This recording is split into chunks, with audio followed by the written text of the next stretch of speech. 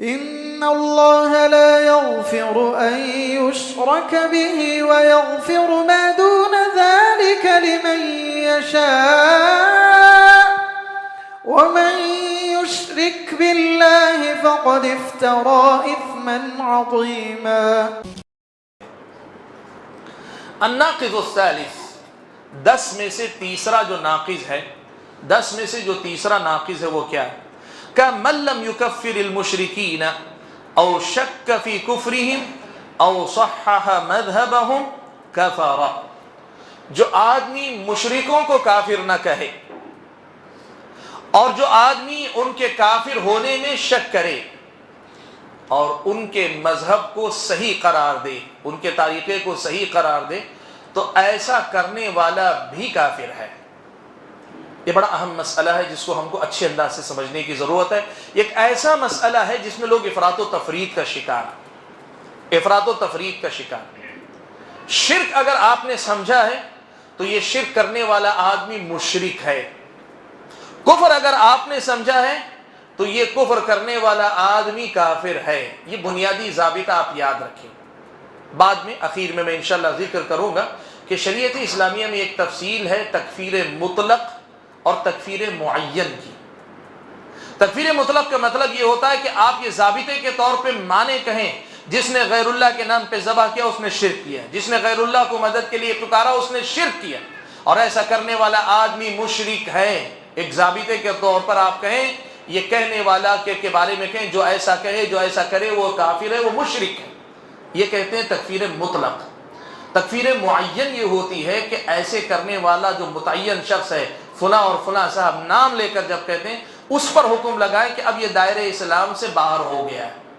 متعین شخص پر حکم لگانا، اس کے لیے اسلامی شریعت میں مزید کچھ شرائط کا پایا جانا ضروری ہے. تکفیر معین اور تکفیر مطلق کا فرق جو ہے اس کا لحاظ کرنا ضروری ہے. مجھے یاد پڑتا ہے شاید 2 سال ہو گئے، تقریباً 2 سال پہلے اسی جگہ پر ہم نے جو ہے تکفیر کے مسئلے پر ایسا ہی ورکشاپ کیا تھا جہاں ہم نے اس مسئلے پر تفصیل سے بات کی تھی. ہم نے تفصیل سے بات کی تھی کہ تکفیر معین کیا ہوتی ہے، تکفیر مطلق کیا ہوتی ہے. وہاں آپ چاہیں تو دیکھ لیں، ریکارڈنگ موجود ہے، اس میں دیکھ لیں، آپ کو مل جائے گی. لیکن جو بات یہاں بتائی جا رہی ہے وہ کیا؟ ایک ضابطہ بتایا جا رہا ہے کہ آپ شرک کو شرک کہیں گے اور شرک اسلام کے دائرے سے نکالنے والا عمل ہے یہ کہیں گے. اب کوئی آدمی شرک کر رہا ہے، آپ اس کو پھر بھی مسلمان مانتے ہیں. آپ ایک آدمی کا کفر دیکھ رہے ہیں لیکن پھر بھی اس پر کفر لاگو نہیں کر رہے ہیں، یا یہ نہیں کہنا چاہتے کہ وہ کافر نہیں ہوا. جیسے بعض لوگ یہ کہتے ہیں نا کہ بھئی جو آدمی کلمہ پڑھ لے چاہے کچھ بھی کرے وہ مسلمان ہے. کلمہ پڑھ رہا ہے نا، جب تک وہ کلمہ پڑھ رہا ہے تو پھر وہ مسلمان. تو ایسی سب اصول اپنی طرف سے بنا لینا کہ جو آدمی کلمہ پڑھ رہا ہے وہ کبھی کافر نہیں ہو سکتا، وہ کبھی مشرک نہیں ہو سکتا، اور چاہے وہ کتنی ہی زیادہ شرکیہ اعمال کرے ان کے اعمال کو آپ صحیح ٹھہرائیں تو پھر آپ مسلمان نہیں رہ جائیں گے. شرک آپ دیکھ رہے ہیں لیکن آپ اس کو مشرک نہیں کہہ رہے. کفر آپ دیکھ رہے ہیں، آپ اسے جو ہے کافر نہیں قرار دے رہے. کم از کم جیسے ہم نے کہا تکفیر مطلق کے درجے میں. تو پھر ہوگا یہ کہ ایسا کرنے والا آدمی جو اللہ تعالیٰ کے اس واضح حکم کو جان کر بھی اس کو تسلیم نہیں کرتا ہے وہ مسلمان باقی نہیں رہ جاتا ہے. اب یہاں ایک مسئلہ میں آپ کو بتانا چاہتا ہوں، وہ مسئلہ ذرا نازک ہے. یہ ان مسائل میں ہے جن مسائل میں شرک واضح ہو، کفر واضح ہو، آدمی جو ہے اس پہ اگر آدمی پر مشرک کا حکم نہ لگائے، کفر کا حکم نہ لگائے تو پھر یہ حکم لاگو ہوگا. کبھی کبھار ایسا ہوتا ہے کہ ایک کام ہے، ایک کام کرنے والا مشرک ہے کہ نہیں ہے اس میں اختلاف اگر ہے. جیسے مثال کے طور پر میں آپ کو بتاؤں، کفر کی جب بحث آتی ہے تو ایک مسئلہ آتا ہے، جیسے آئندہ ہمارے پاس بھی آئے گی بات، کہ اگر کوئی آدمی غیر اسلامی نظام کو نافذ کر رہا ہے، اسلامی شریعت کے مقابلے میں دوسرے قانون کو اختیار کر رہا ہے، اپنا رہا ہے، تو یہ کفر ہے کہ نہیں ہے اس میں تفصیل ہے. آئے گی تفصیل آپ کے سامنے تھوڑی دیر بعد. اب تفصیل کی روشنی میں اگر یہ بات ہے کہ اس تفصیل میں جانے کے بعد بہت سارے لوگوں کا عمل کفر نہیں شمار ہوتا، لیکن ایک آدمی اس مسئلے کو جس کے کفر ہونا طے نہیں ہے اس کو بنیاد بنا کر کہتا ہے کہ دیکھو یہ حکمران کافر ہیں، اب تم ان کو کافر نہیں مانتے ہو اس لیے تم بھی کافر ہو، تو پھر یہ غلطی ہے اس آدمی کی۔ یہ بڑا نازک مسئلہ ہے۔ ایک طرف تو وہ لوگ ہیں جو یہ کہتے ہیں کلمہ پڑھ لیا تو اب چاہے جتنے شرکی اعمال کرے اسے مسلمان ہی مسلمان مانتے ہیں، یہ غلو۔ اور دوسری طرف یہ غلو یہ بھی ہے کہ کچھ مسائل ہیں کہ وہ کفر ہے کہ نہیں، وہ کافر ہوا کہ نہیں ہوا، شرعی طور پر اس میں نزاکت رکھی گئی۔ ایک آدمی ہے اس تفصیل کو ماننا نہیں چاہتا، اپنی طرف سے کہتا ہے نہیں میں یہ کہہ رہا ہوں کہ وہ آدمی کافر ہو گئے، اب تم بولو میری طرح تم اسے کافر مانتے ہو کہ نہیں مانتے ہو؟ اگر مانو گے تو ٹھیک ہے، اگر میں جیسے اسے کافر مانتا ہوں اگر تم نہیں مانو گے تو تم بھی کافر ہو۔ اور ضابطہ بتائے مشرک کو جو کافر نہ مانے اس پر جو ہے کفر کا حکم نہ لگائے تو وہ بھی کافر ہو جاتا ہے، تو کہیں گے کہ تم نے ضابطے کو صحیح ڈھنگ سے نہیں سمجھا۔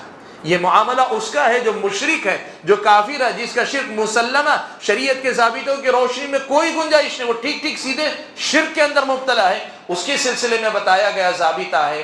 اب اگر ایسا کوئی معاملہ ہے کہ یہ آدمی دائرہ اسلام سے نکل گیا کہ نہیں نکلا، یہ ابھی تفصیل طلب ہے یا اس میں اختلاف ہو رہا ہے، دلیل کی بنیاد پر اختلاف ہو رہا ہے، ایسے کسی مسئلے کو لا کر سامنے والے کو کہنا میری طرح تم اسے کافر نہیں کہتے ہو اس لیے تم کافر ہو، تو پھر کہیں گے کہ تم نے مسئلے کو، ایک صحیح مسئلے کو یہ غلط مقام پہ لا کے فٹ کیا، غلط مقام پہ تم نے لا کر بٹھایا، اس لیے تمہارا ایسا کہنا درست نہیں ہوگا۔